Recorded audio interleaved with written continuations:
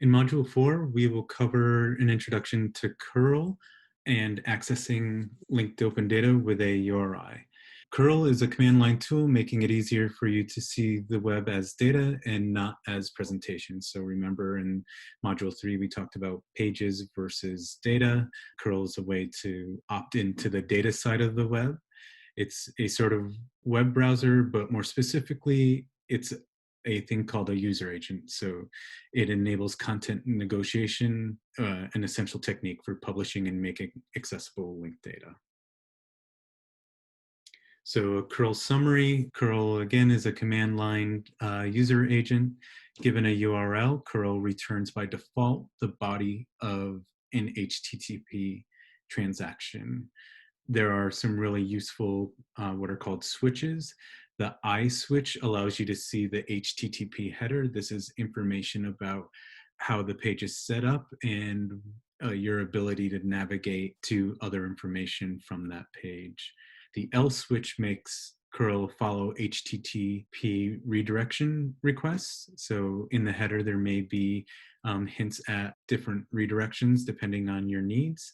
And the H switch allows you to specify the type of content you wish to accept.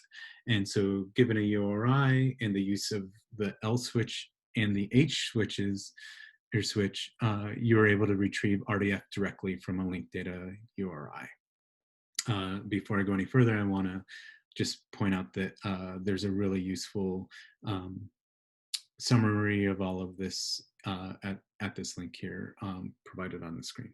Following on from earlier modules, it's important to remember that data publishers are free to make choices about which syntaxes, media types they want to publish their data in. Again, there's strengths and weaknesses to the different syntaxes. Some data providers might provide multiple syntaxes.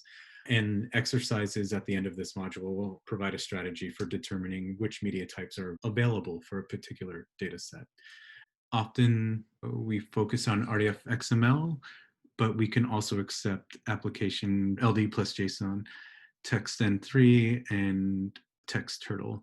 I want to say that I never remember these. I often have to Google them just to remember them each time I want to pull back one of these other types of RDF.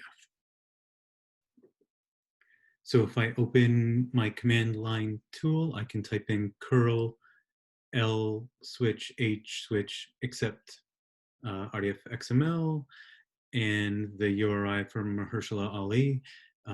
And curl, the curl part of this command tells my command line tool to run curl. The L switch instructs curl to redirect from the entity URI to a particular response. H says the response that we want from the header. With the accept, go grab the RDF XML and return that to us. And sure enough, when we click enter, curl runs and we have RDF XML returned to us for the URI. Here we have RDF data that asserts that Mahershala Ali was an African-American actor, an alumni from NYU, etc. So for this module's exercise, I recommend that you go to this website here, Introduction to Curl for RDF, and run through the exercises as they're outlined there. This was initially how I learned to use curl for RDF. If you don't want to use Walt Disney, you can take the last part of any Wikipedia URI and change that last piece of the URI, in this case Walt Disney, to the last part of the Wikipedia URL to construct a DBpedia URI. So here we see Mahershala Ali at the end of the Wikipedia URL, and then we can create here the dbpedia.org resource URI with Mahershala Ali there. This curl exercise is the most involved of the workshop so far and is likely to lead to the most questions and troubleshooting needs. Please feel free to share your responses or related questions with me via email, the workshop Slack channel, or during workshop office hours.